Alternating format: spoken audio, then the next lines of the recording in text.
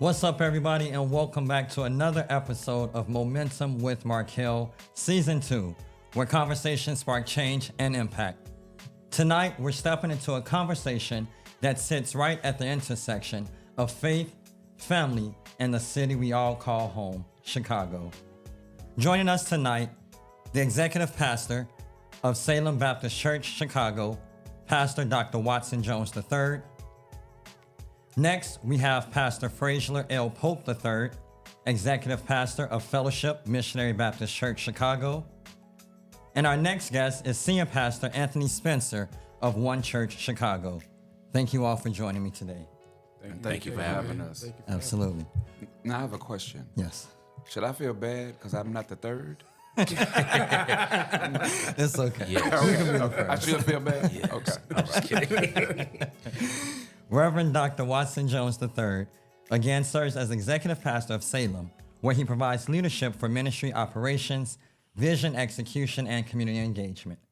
He previously served as Senior Pastor of Compassion Baptist Church on Chicago's South Side and as the lead and founding pastor of Restoration Church of Philadelphia. His work in church planting has been featured by This American Life, highlighting his innovative approach to ministry and organizational development. Pastor Pope, affectionately known as Pastor P, serves as Executive Pastor of Fellowship Chicago, where he leads the execution of the senior pastor's vision across every ministry. Prior to his current role, Pastor P volunteered in a leadership support capacity during the launch of the House of Hope, Markayle, assisting the campus pastor in building and organizing a growing ministry. He is married to Mrs. Brandy Pope, and they are the proud parents of their daughter, Anita. Pastor Anthony Spencer was born and raised in Chicago, Illinois, to Ruth and late Percy L. Spencer Sr. He was educated in the Chicago public school system. In January of 1995, Pastor Spencer acknowledged his call to the ministry, and on December 31st, 1995, he proclaimed his first public gospel message and was licensed at the Sunrise Church under the leadership of the late Pastor Homer Gardner. In June of 1996, he became an ordained minister, and in 1997 was called to his first pastoral leadership role at the Lawndale Church in Chicago. In June 1999, Pastor Spencer was led by the Lord to organize Christ-centered ministries, now known as One Church Chicago. He resides with his family on the outskirts of Chicago and is married to his wife, Sonia. He is the father to 6 incredible children and a grandfather to 2 beautiful granddaughters.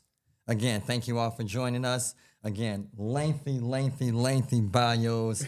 You guys are all impactful men of God and fathers and grandfathers. And today's conversation will look at just that. The work that you guys do, the mission that you guys fulfill. And then again, self-care. How do you guys balance being a pastor, being a husband, a father, a grandfather? So let's dive right in. I want to start with you, Pastor Pope, and we'll go around the table, kind of just talking about your leadership role at your current church and kind of what that looks like in your day-to-day operations. Certainly, man. So, again, honored to be here. As executive pastor of Fellowship Chicago, my job is to ensure our senior pastor's vision is implemented across the entire church.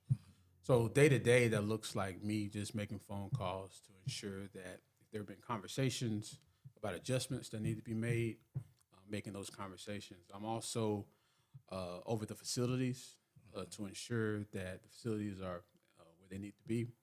We have a building that was built in 1973, and so that comes with its own unique challenges. And so we ensure, I'm also contacting contractors, things like that throughout the week to ensure those things are taken care of. So yeah, no day is the same.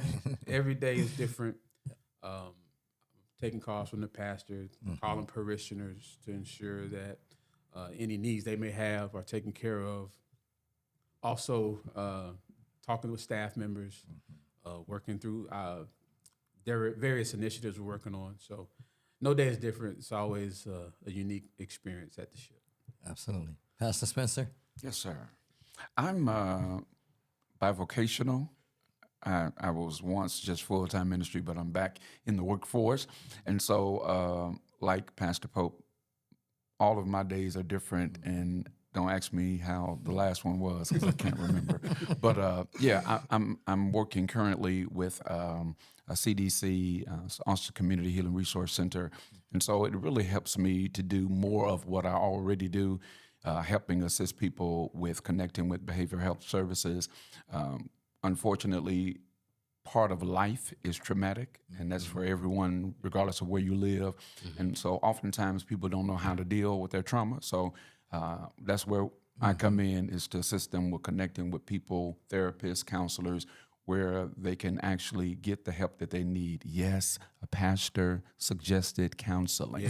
Yes, absolutely. Amen. And then, of course, with the ministry side, that part of my job doesn't end. So I'm trying to navigate during the day with connecting with parishioners and putting out fires or setting them, depending on how I feel that day. It's just kind of working through it, but it's rewarding, and I'm grateful to God for it. Absolutely. Pastor Jones? Like Pastor Pope here, I am an executive pastor. I serve with Pastor Dr. Charlie Edward Dates, and part of my job, really, my job is to execute his vision and his mission for the church across all areas of the church. And so for me, that involves working with the particulars of different departments to see how their spaces serve the larger vision of the church. That deals with making adjustments, that deals with encouraging along. It deals with serving as well with another group of executives at the church as well to kind of push things forward. I work a lot with facilities as well. We're trying to do a redo on our building, and so there's some work with that.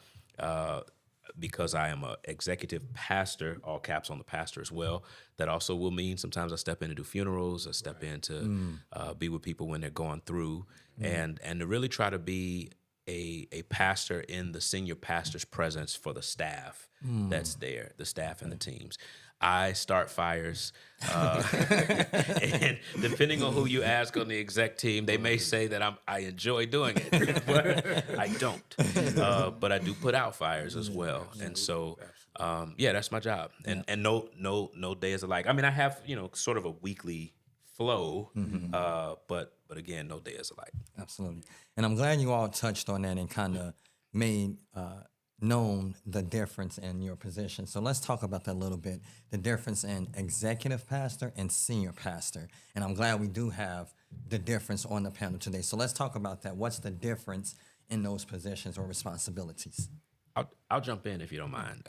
I served as both before, and the senior pastor is the one who I think the Lord speaks to about the vision, the direction of that church, that specific local assembly. And that senior pastor may talk with exec pastors and exec teams to kind of flesh ideas out, but ultimately that is the person who, when all of us are gone and transitioning to other churches or whatever, that person is the one that God has called to lead that church. As the executive pastor, we kind of are, at least as I saw it in my role and see it as my role, is kind of we're kind of behind the man. Our job is to do what we can to help him or her lead in the best way that they can. And sometimes it means being the bad guy so that the senior pastor is never the bad guy. And I sleep well sometimes being the bad guy.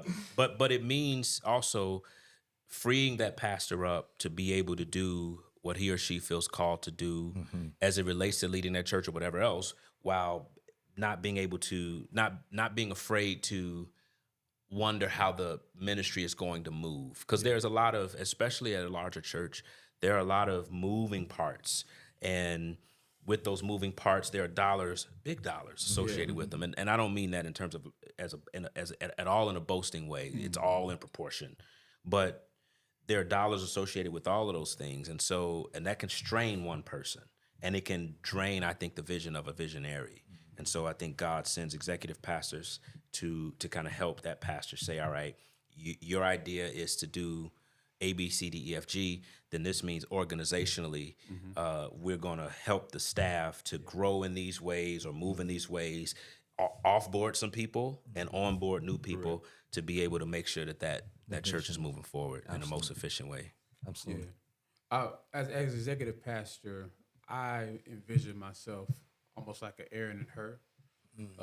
I don't know how much your followers know about this story, but literally Moses was in the middle of a battle, and God said, if you hold up your rod, as long as that rod is up, we'll be winning. And his arms got tired. And so Aaron and Hur came to hold up his arms. Literally, they sat there the whole time, holding up his arms so that the battle could be won. And as executive pastor, I feel like that's my job, to hold up our senior pastor's arms. I've been working with Pastor Sharp for, almost 16 years now. Wow. And so in that, I may have the time wrong, but in that, we've always been working side by side. And so there's a level of trust that's required between the senior pastor and executive pastor to know that I can also help identify landmines as we're trying to navigate and execute your vision. And I feel like any good executive pastor will help do that. So it's a unique role, very new, I feel, to the Black church. Absolutely. Absolutely. Yep. It's something a lot of Caucasian churches have done before. It's taken on real of a corporate structure where we're almost like a COO or CSO, Chief Strategist Officer. And so it's very unique. Every place is different. Yes. I have executive pastor friends. Their context is different. They literally do everything Monday through Saturday, and all their senior pastor has to do is get up and preach, right? There are other executive pastors where you're more so like an admin assistant. And so every context is unique. And so it takes a special person to be gifted to go to a certain church to help a certain pastor in certain seasons.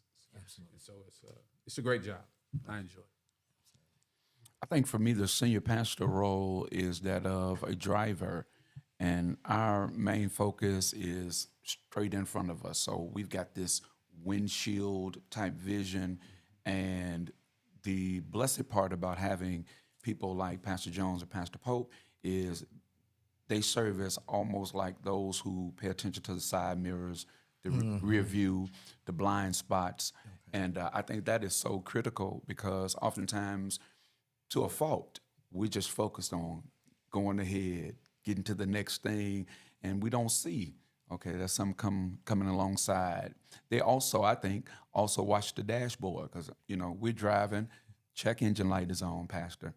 We got to get there. We got, Pastor, the check engine light. But it's still starting up. That's all I'm concerned with. So, they help to, again, to keep our attention on what we don't normally focus on, but need our attention at times. And so I think those individuals are gifts from God.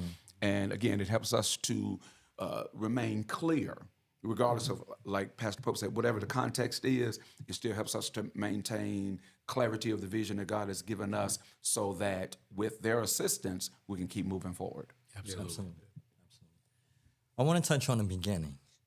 What was the moment when you first heard God call you?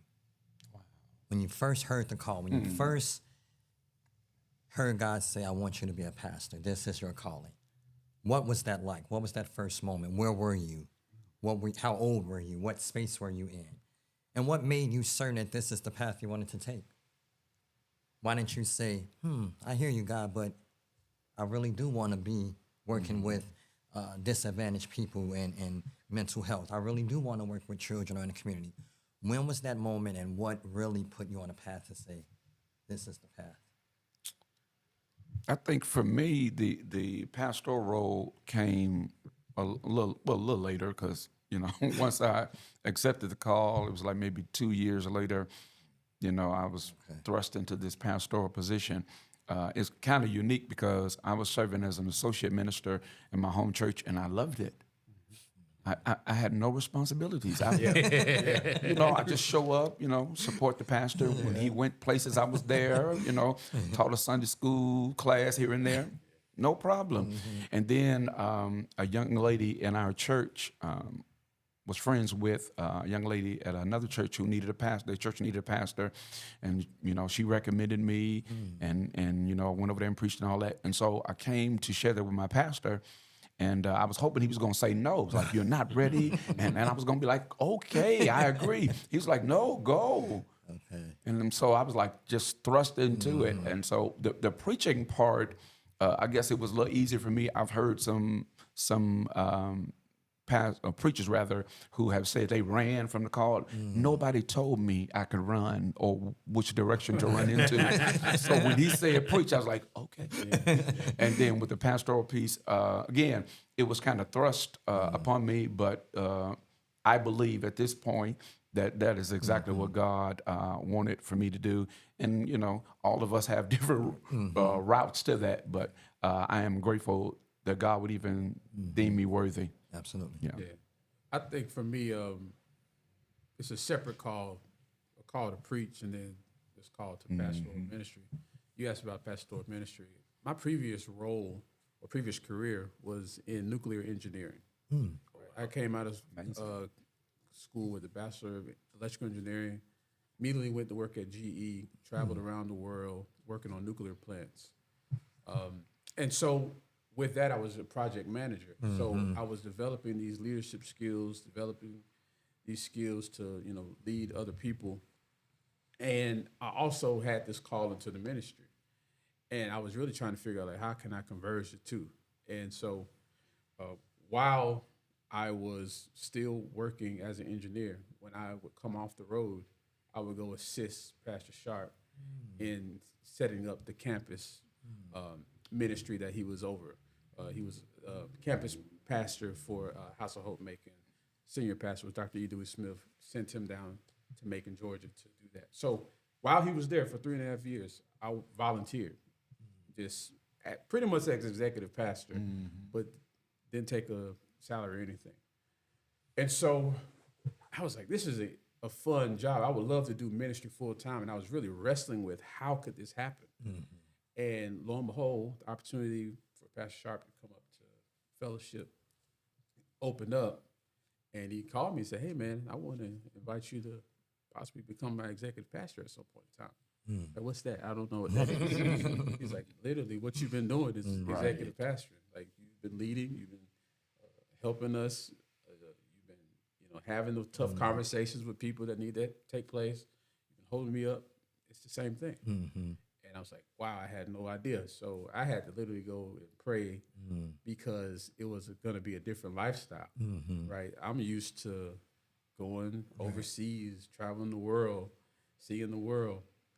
But then I had my daughter, and my daughter asked me on her 4th birthday if I would not leave the house one morning because I was about to go to the airport. She said, Daddy, don't go. I don't want you to go travel anymore. I said, well, I think that's a sign that I need to find a new job where I could be home every night. Right. And so that was really my prayer. That's how I got called into the executive pastor role. It was a prayer for mine to be home every night, not have to travel anymore, and be full-time in ministry. And lo and behold, we're here. Mine, I think it starts with the call to preach first for me. And I think I received that call shortly after I got saved in '99. I was 14 years old. And that came sort of in a progressive kind of way. I loved the Word of God, and I loved teaching it to people, and in a way that was simple, in a way for people to grab it. And that grew over time, and it kind of in prayer and just sensing the Lord's leading. Went to a Christian school, and while there, I want to say maybe my junior year or so, sophomore year actually, is when I first sensed that God was calling me to pastor by way of planting. And that's all I ever saw myself doing. After that, I just dreamed of planting a church and leading it in Philadelphia specifically. And the rest of everything that's happened since then was not in my cards. I planted that church and then left.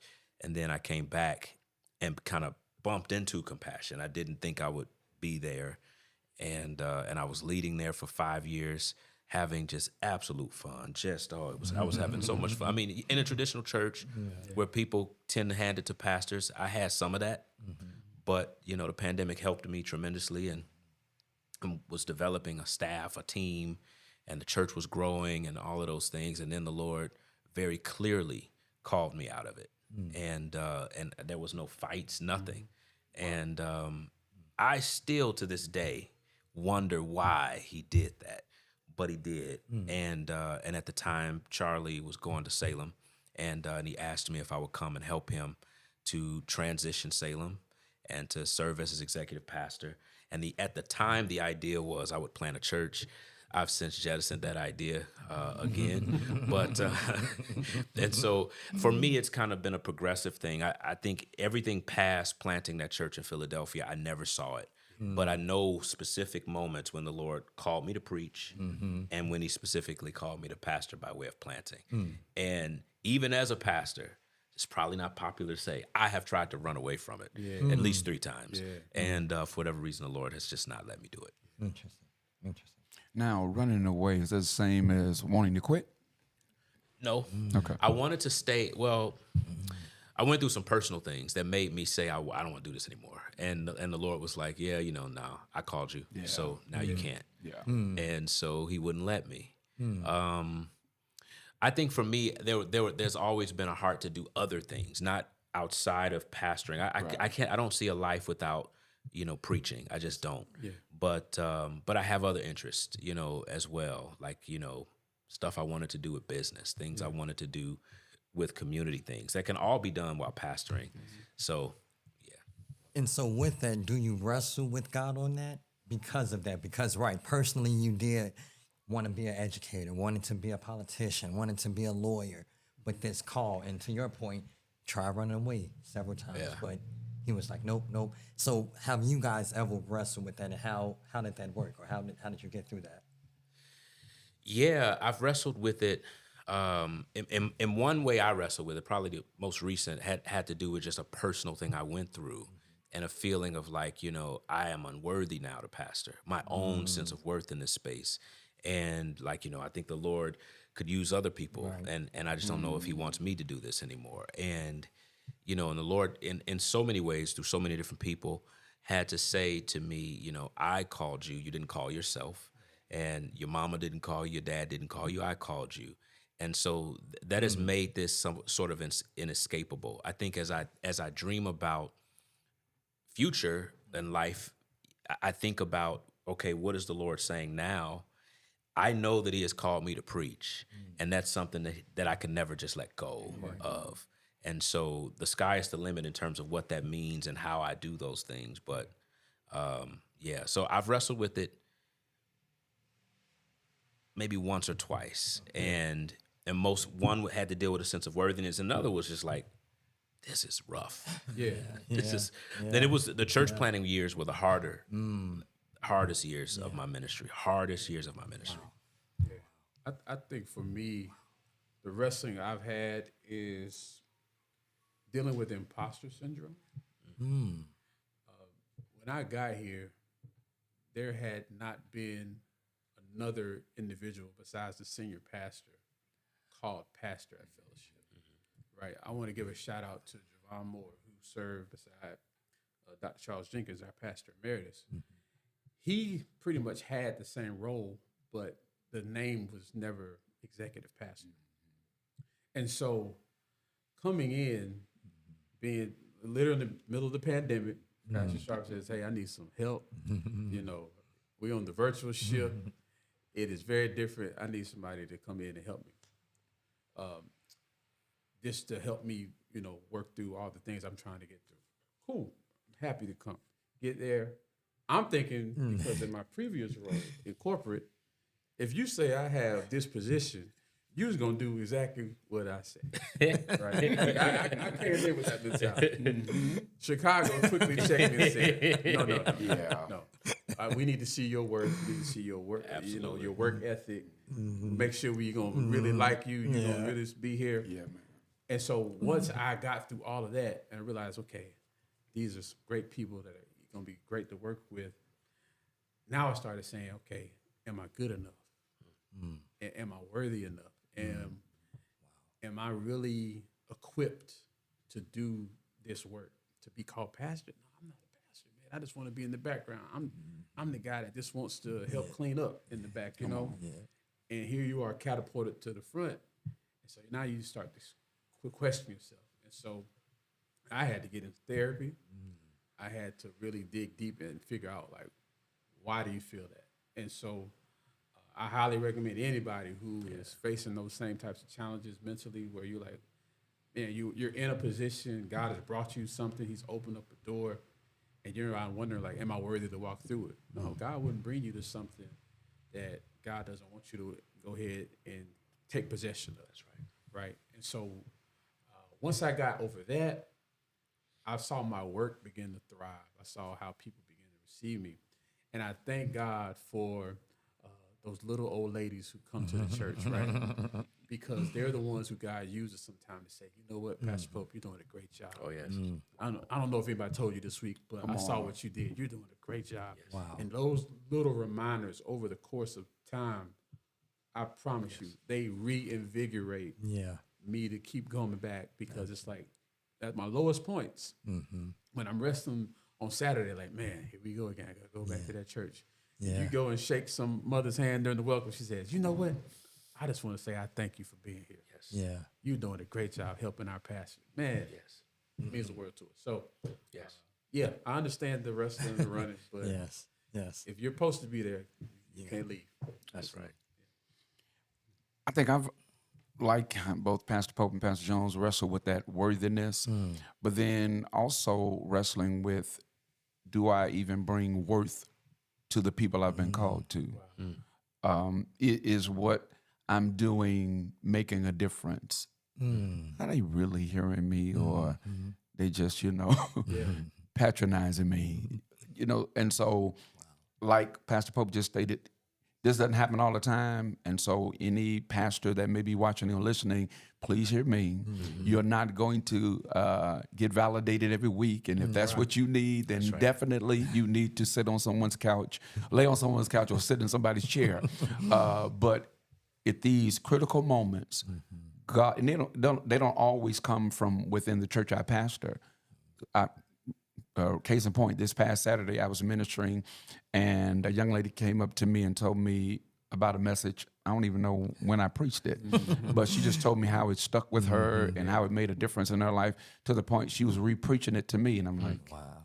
And that's my response was, wow. Yeah. And so it's things like that that helps me to win that wrestling match and say, okay, get back at it. If you were not worthy, God would not have called you. The call is what gives you your worth. And that ultimately, it's really not my responsibility to know as much if it's being impactful.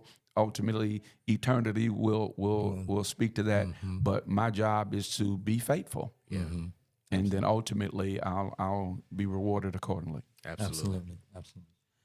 How is your church investing in youth leadership and mentorship? One of the things that we're doing now is, particularly in our media ministry, because, and I'm sure these pastors can concur, depending on the type of culture the church has, it can be boring for our young people. And so we have determined to connect our young people with things that they are already engaged in. So we know social media is one of those areas. So let's connect the dots. And we've got some young people who are technologically sound and savvy. And so we're putting them over, that area. You tell us, what needs to be done, because I don't have a clue. I don't know what you guys have going on. You guys know much better than we do, because this is what you are engaged in on a regular basis. And the ideas that they've come up with have been extremely incredible.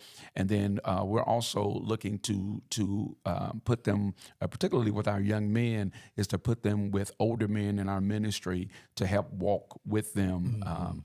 Quite a few of them do not have male figures in their lives. And so I think I'm taking it on as a part of our responsibility to ensure that they know what a true man looks like, sounds like, how they treat their wives and that whole idea, so it can be shaped into them so that we won't continue to have, some of the things that we've been experiencing in culture and making that the new norm. So we're trying to be real intentional with shaping ministry around what the young people need, what they are focused on, and not just what we think they ought to have. Absolutely. Yeah, so fellowship is really big in education and ensuring that high school students are continuing their education. I want to give a big shout out to Pastor Jill Lee Twiggs, who does a phenomenal job leading our Wave Youth Ministry. They recently went on an HBCU tour. This is the second time we've done it. We went to the East Coast to several school HBCUs on the East Coast, and that was undergirded by the church. Last year they went down south to some schools. So each June we have a huge graduation Sunday where we celebrate all graduates at all levels. Those who have graduated from high school get some type of stipend to take them on. Then our pastor and his wife, they have an HBCU scholarship where they are giving $5,000 to 2 students to continue their education at HBCUs. Our founder started a scholarship called the Clay Evans Scholarship Fund, where it ensures C average students are getting a scholarship, because just because you do get the best grades doesn't mean you can't go off and be even more successful. Absolutely. And then we also have a Greeks at the Ship scholarship, where Divine Nine members actually are in competition and raising money. And so if any Kappas are watching this, make sure y'all put some money toward. If any alphas are watching. Absolutely, We don't do 06. the alphas. Any alphas are watching, because his pastor is an alpha. I just want to state that. I'll just be the referee. So yeah, we're really big at education at the ship, and that's how we're really trying to move our youth forward. Absolutely. Well, so we at Salem, we have a few things. First, one of Pastor Dates's priorities is to grow the church young. And so I'll start like on the staff. We've been intentional about taking younger voices that were in the staff, maybe working in supportive spaces to try to raise up, maybe not to the executive level yet, but at least almost a director, or in a director space in their own right, to kind of speak into everything from programming and direction and things like that. We've also started this thing called Defining Decades, which was intended to call out younger adults in the 20s and their 30s, one, to deal with specific discipleship stuff, but from that, we've pulled people from that to help us plan events. So, for example, we had a men's conference, and maybe half of the committee that was used to plan that were men that were pulled from that Defining Decades group to empower them, to let them throw ideas that may or may not have been great ideas. They were great ideas, but to say, all right, we're going to use your ideas and we're going to do it, and we're going to put some people to work. Education is also a thing for us, and we should do some some kind of a tour like this. Yes. Shout out to Miyoshi Brown, Director Miyoshi Brown, who leads our Black Boy Lit program, which is something that we spent a lot of money, Salem money and people's money and corporate money, all kind of money, to help first to third graders grow in literacy, first to third grade Black boys grow in literacy. And so we try to find ways in whatever we do. And like one initiative that I'm currently leading now is we're developing a teacher training program to do teaching kind of around the city, sort of. That's a discipleship and evangelistic tool as well. But in doing so, we got 1.5 million applicants, and I went through every single one of them, and I handpicked younger people that I knew, not as friends, but people who I knew were coming up in the church to say, we want to be intentional about developing you in this space and in this initiative. So we try to just pull people organically, and we try to put people in spaces to see them grow and to see them thrive. And then there are things that they're doing with the Arise program, which is in our nonprofit that deals with business development. And certainly young people have come through that as well. Absolutely. I got one thing I wanted to add. We adopted Hendricks Elementary, which is about 2 blocks away from Fellowship. And we basically said anything those students need, that's right, we will take care of. And so we we were talking before the podcast about a day of service we did last year, and we actually went into Hendrix, painted a beautiful mural in their cafeteria to elevate the space, cleaned up their auditorium, and also supported a lot of the teachers. We've done coat drives for the students there. So it's one thing to say, okay, yeah, the student come to school, but if I don't have a coat to walk through these Chicago winters, if I don't have safe passage, so we're doing all we can to support the students in Hendrix Elementary as well. Absolutely. And so we see that the church is not just the church. We talked about supporting youth. What role does the church play in violence and community safety and addressing that? Wow. So we're in the community, West Garfield Park. Unfortunately, that is steep with violence. And so one of the things that we've started to do is to partner with organizations who are already kind of in the thick of things. Shout out to Chain Breakers, Apostle Sandy Norman, who is weekly like on the hot spots in our community. And one of the things I love about what she does is she is clear on her assignment. She's not trying to start a church. And so the unfortunate side of it is that she's been having difficulty connecting with churches to be able to funnel the people to that she's encountering on the street. So we have determined to connect with her. We were just with her this past Friday, unfortunately, at a site of a recent shooting in front of a barbershop.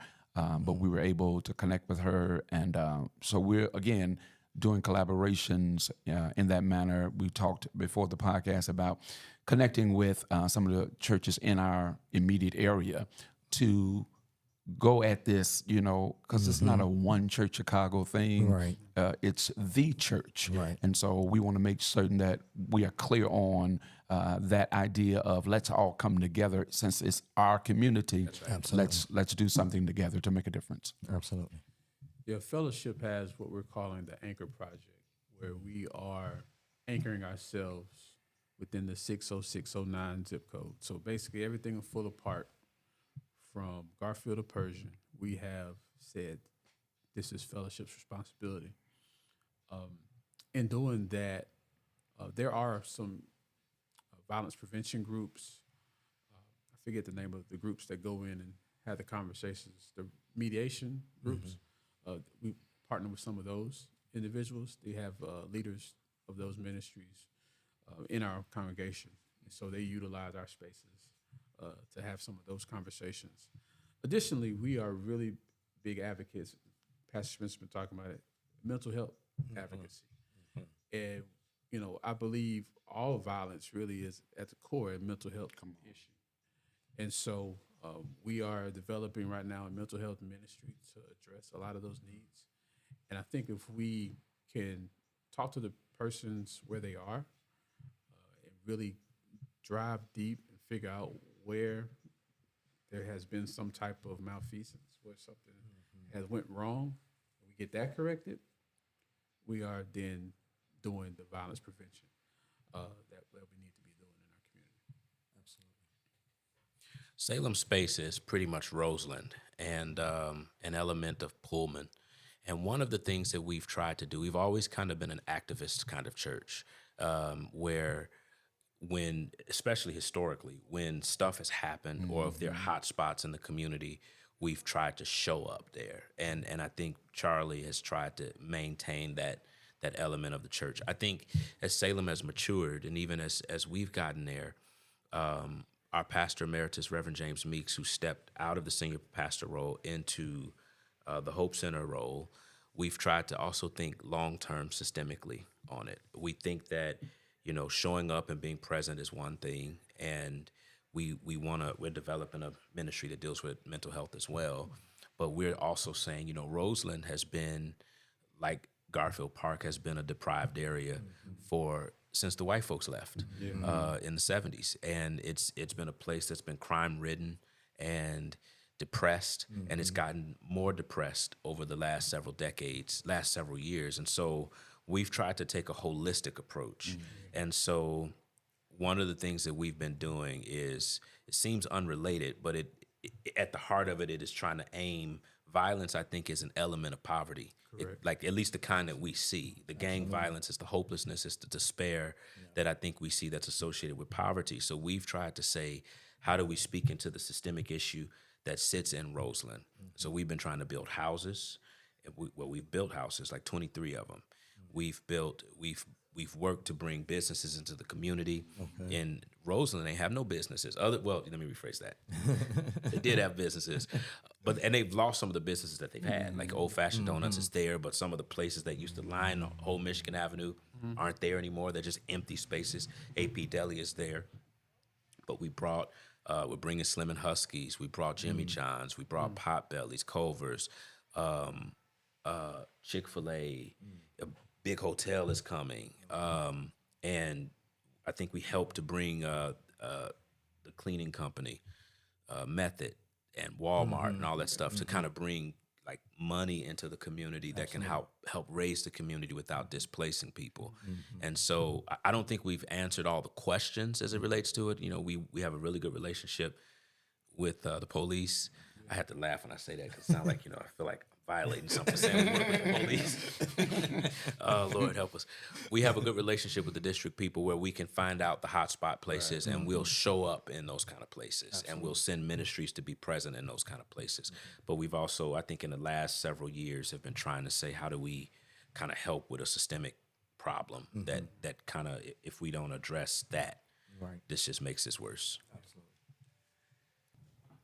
Understanding that you all are pastors, but also hold other roles such as husbands and fathers, how do you guys balance that without losing yourself in the midst of all of that?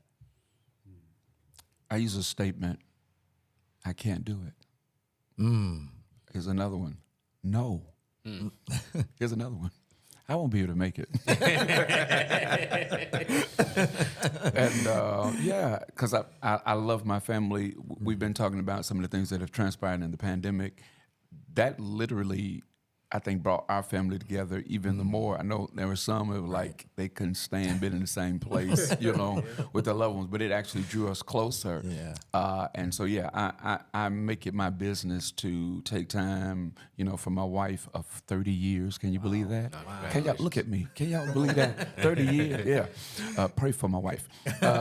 And then, we've got 2 granddaughters. We've kicked our kids to the curb, and now our granddaughters take their place. And they know that, and they understand that. But no, it is necessary because it helps us to do that. And when I say that ministry, it helps us do that better because we don't want to, win the world and lose our home. And so we have to make certain that we make time for them. And I don't want there to ever be this thing that, they're vying for my attention because the ministry of the church has it all. I want them to know that they are valuable and they're my first ministry. Absolutely. Yeah, I think balance, using that word, makes it very tough. I think That's good. you end up becoming a circus act. Wow. And so Pastor Sharp taught us that probably the better word is a dance. Like, what am I dancing with today that needs my attention the most? But also ensuring my family, my work, my wife doesn't falter, right? So I'll give you a quick example. This past weekend, I had to preach a funeral on Saturday morning. I had to go visit a friend who lost their mother. They were celebrating the 3rd anniversary of her passing. Had to hold down all 3 services because Pastor Sharp would be away. And then I wanted to go to the celebration of Bishop Eric Thomas' Episcopal elevation. That's all in the same 2 days. How do I do all this church stuff but make sure my family still feels love? So after the funeral I preached, I rode out with my family to the celebration. I made sure my phone was on Do Not Disturb. I talked to my daughter. I talked to my wife. We laughed. We joked. We played games in the car. After the celebration, I intentionally said, although I'm tired, we're going to go to the mall together, walk around the mall, laugh and joke. and make sure I put that intentional time there, right? I came home in between the gap after our services and the consecration. I'll cook dinner for them, you know? And so you have to make sure the quantity of time may not be there, but I try to make sure at my best it is quality time. Try to make sure my phone is put away. I try to make sure when I walk into the house, I am no longer Pastor Pope. I'm Frazlier. And sometimes that has to take some decompress. I'm going to have to sit in the car for about 10 minutes and literally come down from the day to say, when I go across the orifice of my door, I'm Frazlier here. Yeah. And I also have to make more time in intentionality for my wife because I just can't be dad at home. That's right. Right? So I have to be husband to Brandy while I'm at home. And so, yeah, it's a balance. True, but it's more so a dance. A dance. Yeah. Wow. Yeah. Wow, that's good. Yeah.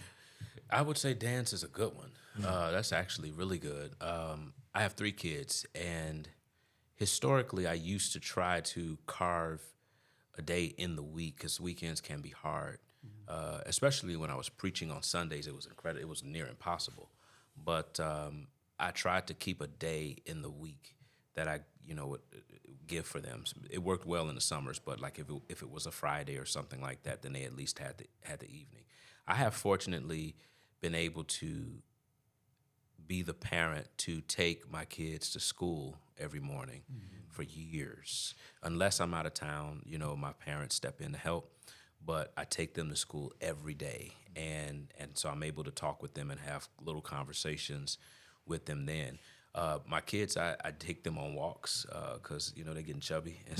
And they don't play outside like we used to. Right. They play on their phones. And so I have to There you make go. them walk. And so I'll make them walk 2-3 miles to just get some blood pumping in their bodies. And so I'm intentional about giving that time. My youngest son, my oldest son, I don't think he likes to hang out with me much now because he's 13. But my younger son still kind of thinks I'm cool. Yeah. And so he wants to watch, like tomorrow we're going to watch Gladiator together and finish playing Minecraft. My oldest son doesn't want to do none of that. He just kind of wants to sit near us and be on his phone. So I try to dance the time and to make sure that I have space for them. Yeah. Now, being pastors, we know that God rested. How do you take time to rest for yourself? Man, I think we have such unique positions that, as we stated before, every day is different. Mm-hmm. And so you have to do what Pastor Spencer said and literally carve out time. Yeah. Just as you schedule the meeting with the maintenance team, as you schedule the meeting with that bereaving family, you have to schedule time away. Like 2 weeks ago, I said I was not coming in on a Sunday, and I went on vacation with my family. And the church was just fine. And I think once you get that in your mind, that your absence is not just miss God's presence, and if the people are really coming for God's presence, you can be absent. That's right. Absolutely. And so making that intentional time to be a way to rest, because when you look at the life of Jesus, he was resting all the time. He was like, I'm going to a faraway place. I'm going to step away. And Jesus was always getting away. And if we take that same type of rhythm, we would be able to come back. Kurt Byron Jones, in his book, Pastor Sharp talks about all the time, Rest in the Storm, he argues that the reason Jesus was able to calm the storm on the front of the boat was because he took a nap on the back of the boat. What if the power we have is directly correlated to the rest we get? And so if you want to be more powerful in our positions as an executive, as a parent, we all know most people, when you get stressed out and you yelling at your kid and all this stuff, it's because you're tired. Go take a nap. Go rest. That's it. And so I think our power is directly correlated to our rest. And so if we want to be powerful, gotta go rest. Absolutely. For me, power naps are from God. I believe that there are, and so yeah, I'm real stickler about that. The after church naps. Yes, sir. Yes, sir. Yeah, the Lord meets you there. Yes, sir. Ooh, I got full right there. The after church naps are just wonderful. Yes. And so yeah, I'm with Pastor Pope. You got to find time to rest. I completely agree with the fact that your ability at the front of the boat definitely is in direct correlation with you being able to rest on the back of the boat. So for me, it doesn't always go this way, but for the most part on Saturdays, if I can be in the house by 4 in the afternoon, oh, it's on. Oh my God. And forgive me, preachers and pastors that are watching and listening, I'm not in prayer on Saturdays. I'm in front of the television with some skinny popcorn, Yes, sir. and maybe some cranberry juice, and I'm Yes, I'm sir. chilling, until the next day. So yeah, that relaxation coupled with that rest is what works for me. Yes, sir. I hate to say this. I was much more regimented with this. I think prior to coming to Salem, and even a little bit into Salem, I had a day that I guarded like Fort Knox, and my phone, it was a Sabbath, and my phone would turn off or it would go into do not disturb for everybody except like close people, to just allow me that space. And when I had my staff understood that. At Salem, it was a little different because we were transitioning the church. It was just a little bit different, and then I was about to get put out of school, so I had to finish my doctoral work, and so now I'm on the back end of all of that. And I was just saying to myself the other day that I needed to like get back to putting that time there, where it's like this particular day is a day that I do nothing but rest. So I hate to say, man, I was really regimented on it. And so what I do, though, now this is what I do say. I can say this. Some evenings, I do go for very long walks.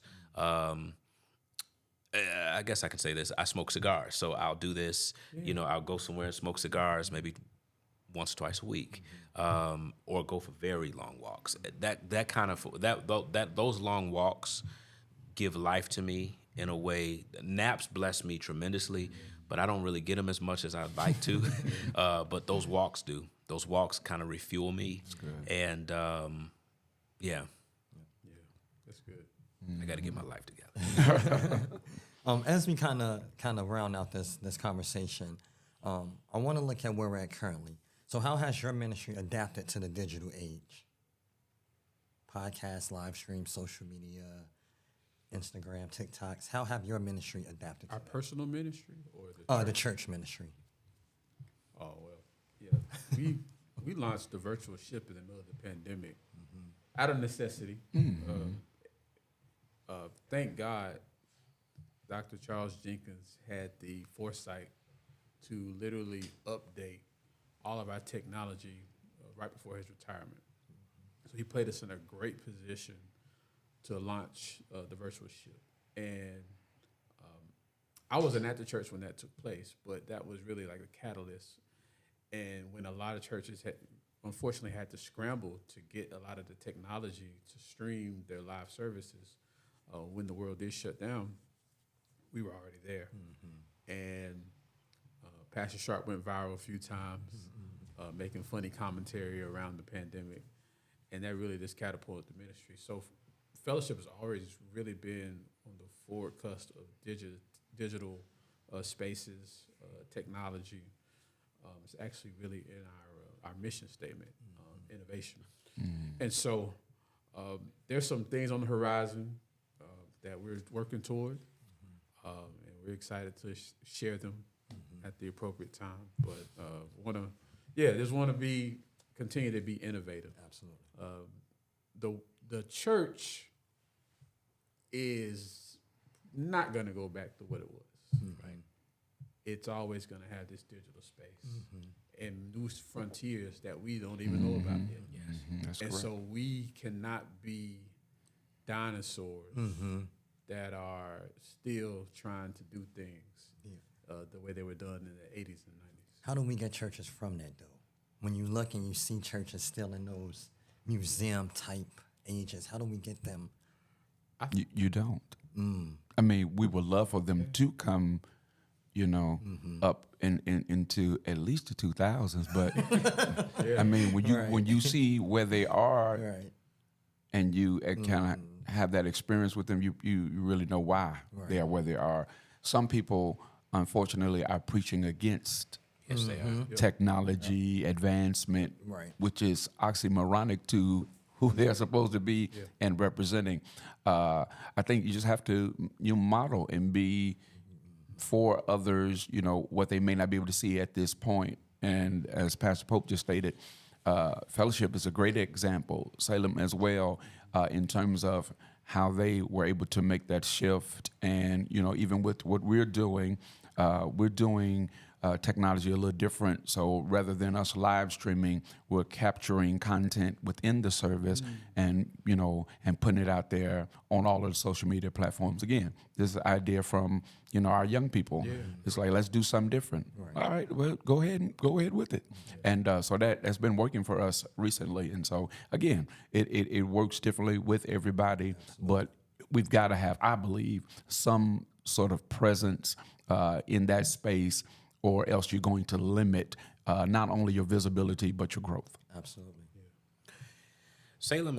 Salem started with TV, and that was kind of its thing, and Reverend Meeks, as social media and stuff like that was going, he followed that trend too. I think one of the things that we did when we got there was we invested a lot in updating some of the camera stuff, like.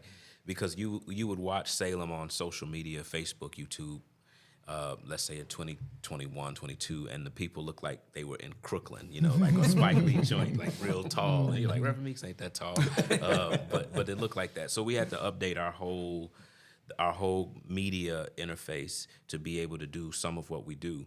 Salem has had like online kind of engagement people in the past, but one of the things that we did, we hired an online pastor. Wasn't full-time, but it was a part-time role, and his job was to engage that community well. And Salem, Salem is an older church that we're trying to grow younger, so you've had a lot of people who have moved from Chicago to a Phoenix or to someplace in Texas or something like that who became serious, loyal online e-people. And then there are a lot of people who have joined in because of Charlie's platform.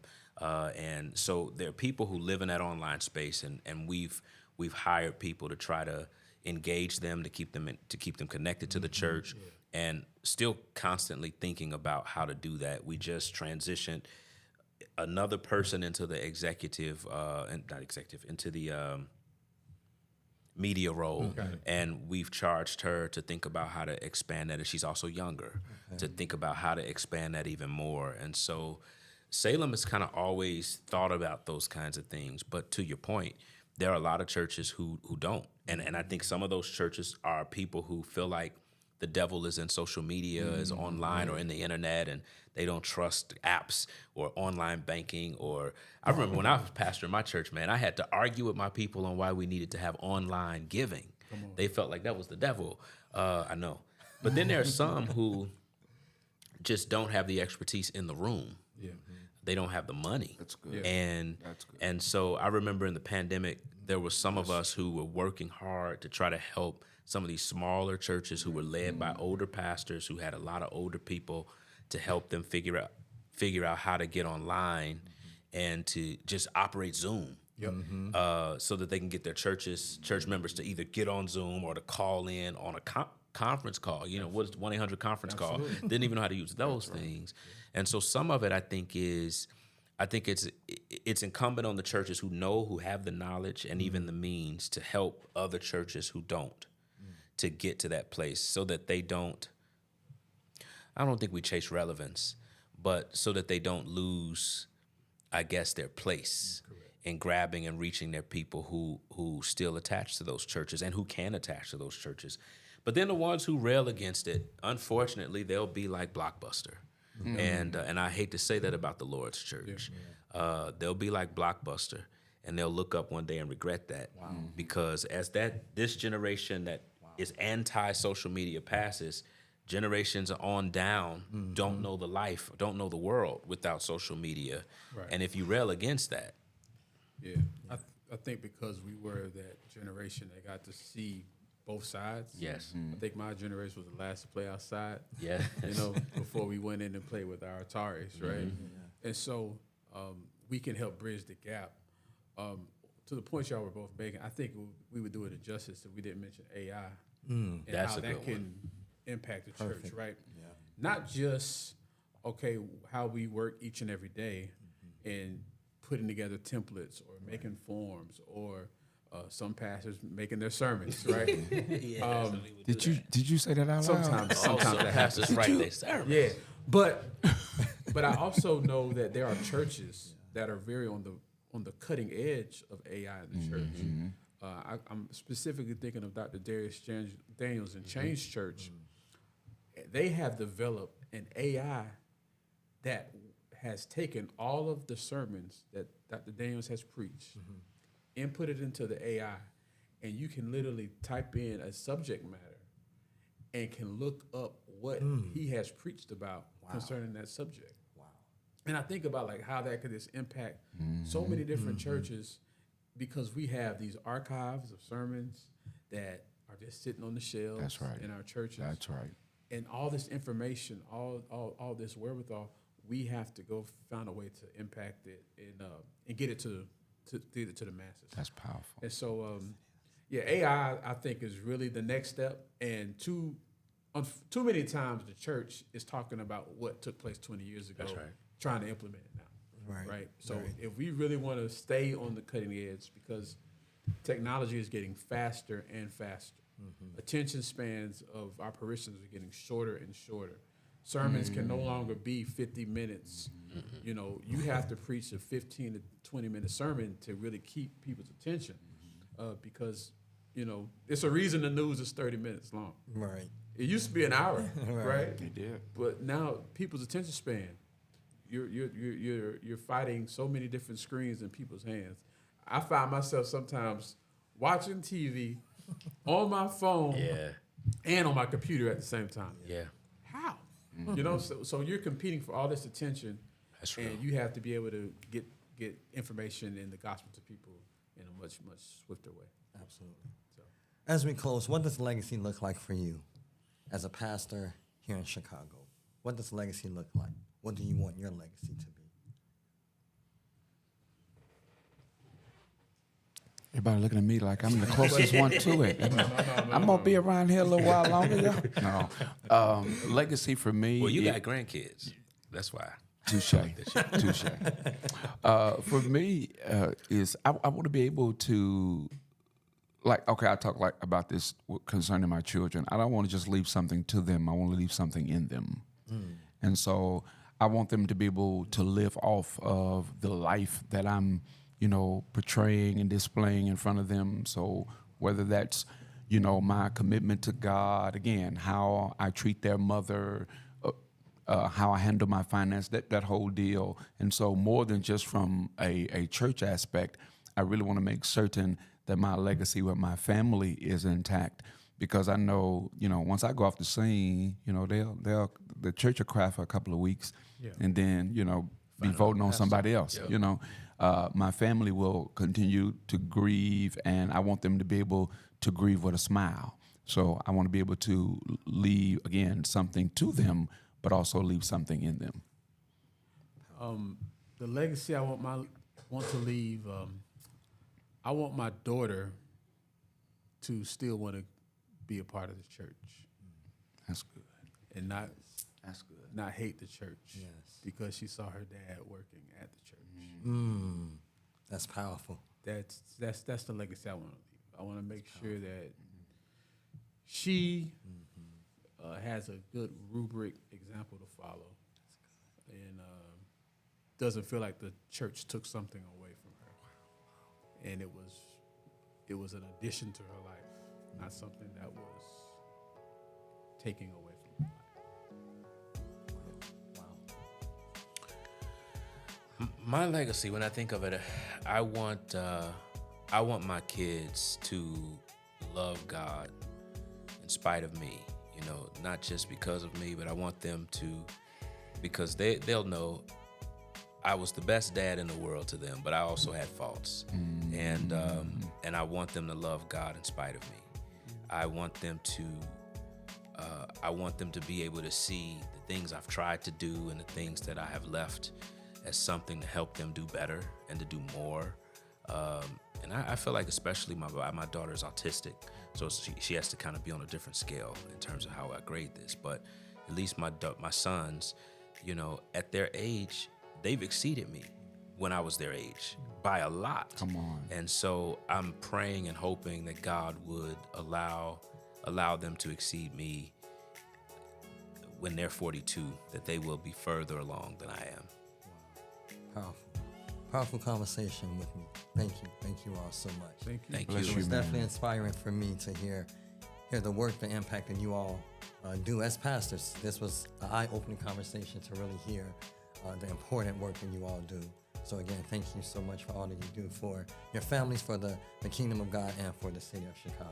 Thank you. Appreciate you, man. Thank you, man. Appreciate you. Well, this has been Momentum with Markayle.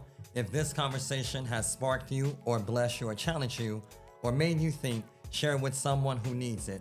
Subscribe, comment, and like in the bottom of this video. And until next time, peace, peace.